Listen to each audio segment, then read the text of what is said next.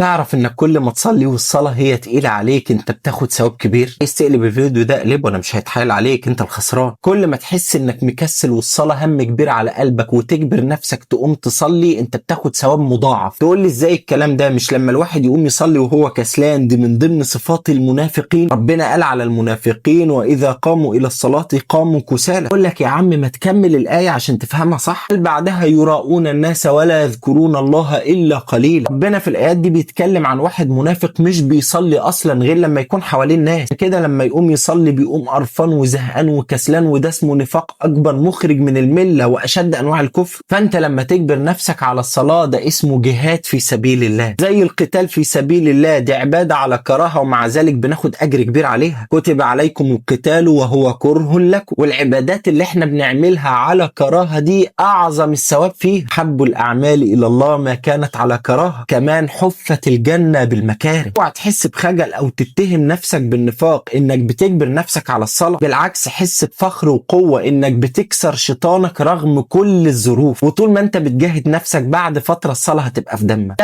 لو فادك الفيديو ده ما توقفوش عندك.